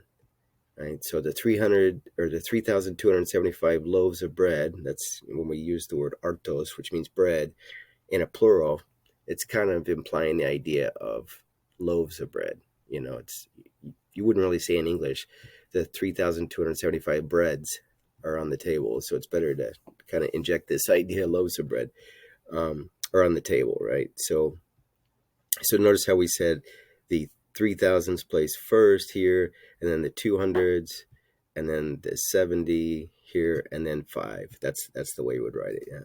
So you'll see that a few times in the New Testament. In fact, some of those examples we already went over, where we saw ekosi, what was it? Ekosi tessera, yeah. Ekosi, or yeah, I think it was tesseres, I think was one example in the New Testament, which is the nominative, and then tesseras, I think the accusative was as well. But since ekosi is not declinable, you would just say ekosi tesseres, ekosi tesseras. You know, so ekosi tessera is basically accusative, but ekosi is not declined, so it looks the same as it does when we're saying it in the nominative case, right? So that we saw that already in the video. So that was an actual example of this. So I want to make sure, yeah, that was understood. Oh, yeah, here we go. Yeah, exactly this is what I'm referring to. So ekosi tesseres presbyteroi. So presbyteroi is nominative, plural. So yeah, so tesseres, since it's declinable, is got to also be. Now this is third declension, and presbyteroi is second declension, so that's why the endings don't look the same. But they're both in the nominative plural. But ekosi is, as we said, indeclinable. So you see that the same up here. This is the accusative. Ekosi tesseras presbyterus, yeah, which is second declension accusative. But this is third declension accusative, tesseras, right? So Revelation 14:20. So here we got a little prepositional phrase, apostadion, kilion, hexakosion. So all of them are in the plural genitive. So yeah, we have the thousands, and then we have the 600s coming after, right? So it's following this pattern. So, and then from 7,000 to 30,000, again, we're just doing the nominative. Heptakis kilioi, heptakis kiliai, heptakis kilia, octakis kilioi, octakis kiliai, octakis kilia. And then now the corpus seems to have variations of this, so I've got them all up here. So enenea kis kilioi when we have double nu in here, but we have here singular, just one nu, and then the epsilon is not even there. So ena kis kilioi. We've seen some of the formations already spelled this way, where enea is basically just epsilon nu alpha, yeah. Ena kis kilioi, so we shouldn't be surprised. Is basically the point. And then enenea kilioi. So the difference between this and this is it's not 9 times 1,000, it's just 9,000. Enenea kilioi. Somebody wrote it like that in the ancient past. So, and then, so enakis kilioi, somebody left out the epsilon. So otherwise it's the same as this, right? So enakis kilioi, but it is 9 times 1,000, right? So there you go. Dekakis kilioi, dekakis kiliai, dekakis kilia, right? So neuter, feminine, masculine. Again, arsenikon, thelukon, udeteron, right? So 10,000. But another way to write it, 10,000, which is probably more common, I'm sure, by far, mudioi, right? So we're going to look at that. What's the declensions for that? Mudioi, mudiai, mudia. So that just means 10,000, right? So we would see that in the beginning of Luke chapter 12. I think it's like verse 1 or verse 2, where it talks about myriads, or basically 10,000s of people were gathered there to listen to Jesus. So like a stadium of people kind of thing, which it shouldn't be a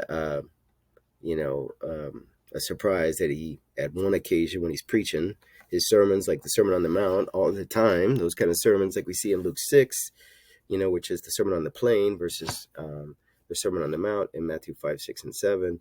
He's preaching like that. You get these just hordes of people, and obviously they're hearing that, man, this Jewish man is like healing people, man. We haven't seen this since like the times of Moses, or maybe Elijah, or Elisha or something. Like, come on, let's go listen to this guy. Let's go. Hey, if you got somebody that's sick or crippled or something, bring him so he can heal him and stuff. And so anyway, so yeah, beginning of Luke 12, just myriads of people, tens of thousands of people.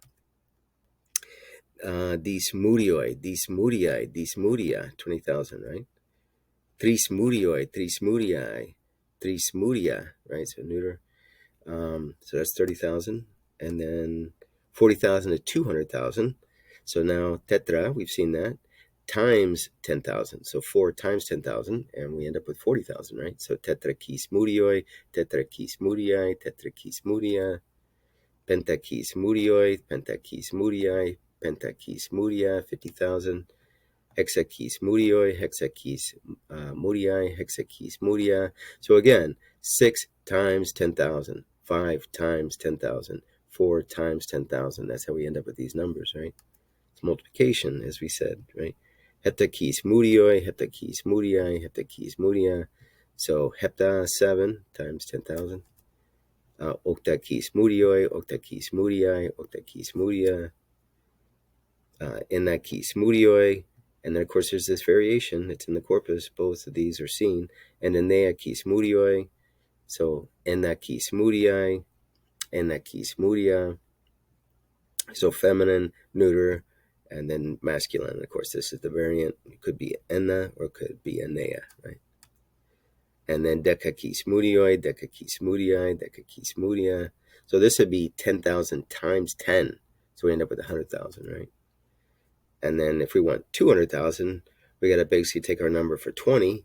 A kosi, the iota drops out, becomes alpha, some sort of conjunctive sort of vowel there, joining vowel there. Kis mudioi. So we're basically 20 times 10,000. So we got 200,000. Continuing on, 300,000 to 800,000. We got tria conta, so 30. Remember, this is indeclinable, tria conta, kis murioi. So this, of course, all of these that we're seeing from 200, let's see, I think it's from 200 all the way to now. It's been, I think so. It's been this masculine, feminine, neuter, declension pattern. But tria conta quis murioi, tria conta quis muriae, tria conta quis muria, so 300,000. 400,000 is tessera conta quis murioi, so again, 40 times 10,000, 400,000. Tessera conta quis muriae, tessera conta quis muria. So a little reminder there, if this was in Attic writings, it would probably be tetera. So instead of sigma sigma, it'd be tau tau, right? Tetera conta quis murioi, right? Pente conta quis murioi, pente conta quis muriae, pente conta quis muria, 500,000. Hexe conta quis murioi, so 60, this is 50 times 10,000, right? Hexe conta quis murioi, hexe conta quis muriae, hexe conta quis muria. So again, if you've learned your numbers already, if you back up to where, how do you say 40? How do you say, 30? How do you say 40? How do you say 50? How do you say 60? How do you say 70? You'll see that prefix that's what that is. And then it's quis times, and then murioi, which you've already seen for 10,000. So we're combining our segments together, and we're piecing the pieces together, and that's what's going on. So hebdome conta quis murioi, hebdome conta quis muriae, hebdome conta quis muria, and then 800,000 ogdoe conta. Remember, ogdoe conta is how you say 80. Quis murioi, ogdoe conta quis muriae, ogdoe conta quis muria, 800,000. Right? And remember our word, isosephos, is when we're basically taking numbers and we're kind of combining them together to make a single number. That's the same idea what we're doing here, in a sense. We're taking 80 and combine it with 10,000 by multiplying it. It's still that same idea, isosephos. Yeah, we saw that word early on in this presentation. So 900,000 to a million. So enene conta, which is 90, quis murioi times 10,000. So 90 times 10,000, 900,000. Enene conta quis muriae, enene conta quis muria. Okay, so right here, hekatontakis. Hekatontakis all by itself is in the lexicon, hekatontakis, and that means 100 times. I mean, that's what it actually means, 100 times, hekatontakis. So you would think hekaton kis murioi would be the way you would write it, but I'm using this adverb that already exists for 100 times, combining it together with murioi, and I'm saying hekatontakis murioi. It might be correct to say hekatonkis murioi. So one of them is correct, but anyway, so we'll do it this way. Hekatontakis muriai, feminine version, right? First declension. Hekatontakis murioi, second declension. Hekatontakis muria, neuter, second declension. So we're saying 100 times 10,000 or a million. Okay. And then paradigma, example of numbers combined. This is something I definitely found in the corpus. So here, notice we're doing addition. Therefore, we won't use the word keys, in the middle of our word to combine the numbers. It's just the number. So tris kilioi, the iota drops out, and for some reason, and then it's combined with tris murioi. So tris murioi is, basically 3 times 10,000, which is 30,000, together with this word for 3,000. But there's no keys in between there, right? So it's just basically 30,000 and 3,000, and that's what we see. We add those together, and this number represents 33,000. And then allo paradigma. So paradigma, to paradigma would be the article for the nominative and the accusative, because this is a neuter noun. It's also third declension. So to paradigma, the example. So we would use the neuter nominative version of allos, which means another, right? So allo paradigma, another example. So multiplication versus addition, let's just make sure when we're using keys, which means multiplication like we did up here, versus addition when we're not using keys. So let's just illustrate that. Tessera conta keys muria, so it's 40 times 10,000 muria. Oh, it's the neuter form. Tessera conta keys muria, so times 10,000. So it's 40 times 10,000. What do you get? You get 400,000. But if we're not using keys, right, and we're following this pattern like we did with this number here for 33,000, then we just would have tetra keys kilioi, right? Tetra keys kilioi, so this is 4,000, and we combine that with deca keys mulioi, which is 100,000, and you put those two guys together without keys between them, and you just follow the same pattern of tris kilioi, and then the iota drops out. So tetra keys kilio, deca keys mulioi. See that right here? I don't know, see where my mouse is pointing. That iota is not there. So it's just joining these two together, and we end up with 104,000. That's basically what they did here with 33,000. So this is basically a number that I came up with, 104,000 versus the 40,000 or the 400,000. Comparing those versus the 33,000 is an actual number in the corpus. It's in the LSJ, Greek dictionary and stuff. So let's do a little review here. How would we say that in Greek? So we would use the subjunctive aorist form of ep analambano. Ep analambano is like let's revisit, let's review, something like that. So we're going to use the aorist form of that. So it's going to be ep analabomen. Ep analabomen, peritinos, apomen. So this is the aorist indicative of lego, which is we said, right? So, and then of course, prepositional phrase peritinos, about what we said, right? So let's review about what we said, right?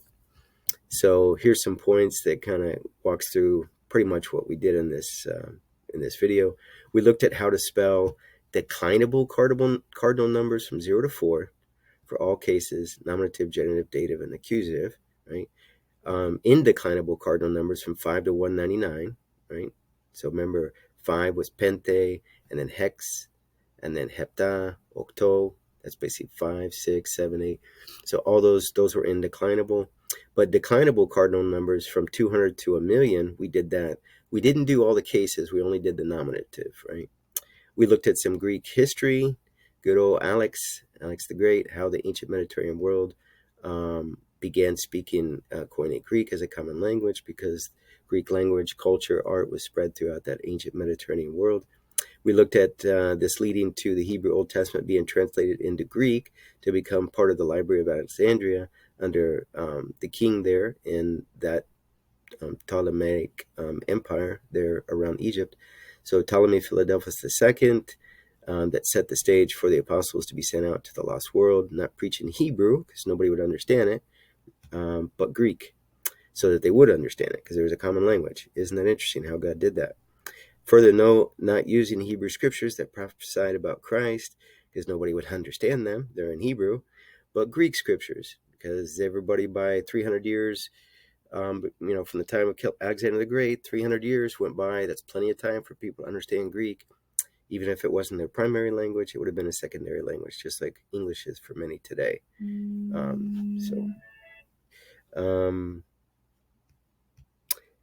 Let's see. But Greek scriptures that all synagogues all over the ancient world, like we read in the New Testament, we're using. I think when we read that in the book of Acts, or maybe other places in the scriptures, maybe even the Gospels, and it's talking about synagogue over here, over there, over there, over there, over there, I think we tend to think of it right there in Palestine, like somewhere between Galilee and Jerusalem. And I think in a lot of cases that was, but especially when we're talking about the book of Acts, I mean, a lot of those synagogues were nowhere near Palestine.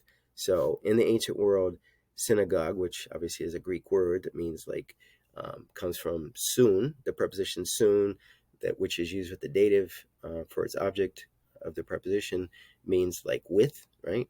And it's used many times as a prefix that conveys the idea of something that is together, kind of a corporate sort of thing rather than individual sort of thing.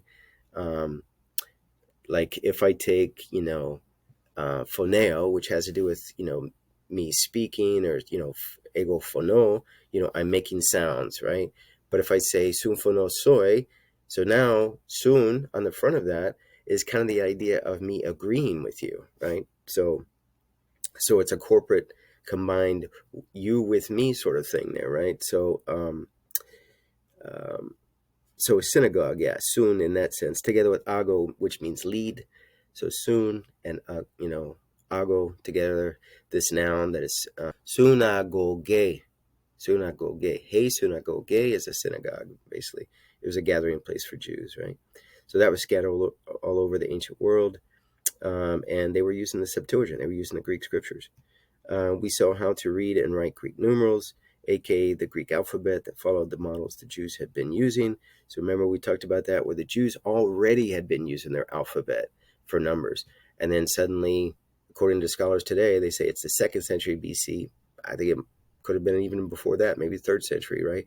But we know with the event, what we already talked about with the Greek script or the Hebrew scriptures getting translated for the first time in any other language was the Greek Septuagint, right? So with that event happening, where this coming together of the Jews and the Greeks and exchange of information or whatever, suddenly, all of a sudden, now by the 2nd century BC, the Greeks are now adopting the Hebrew way of doing numbers, and that's just interesting. What does that suggest? So we saw these numbers. We are learning to be treated like any other adjective. So there's probably other things we could say about what we saw, but I think that's a good place to end this. I hope y'all that this really helped you. I've got this thing divided up into chapter divisions. If you go to the description, you can click on any particular part. Just click on those timestamps and you can go to a particular area. I think on the timeline itself, this is the first video I'm doing this way, and that's how I understand it. It divides up the actual progress bar as it's going across at the bottom of the video, to where you can just scan over it and it'll show you the different chapters and stuff. So it's interesting how, YouTube has done that. So I'm going to start making use of that. Okay. God bless y'all. I guess I should say, apotasomai humin.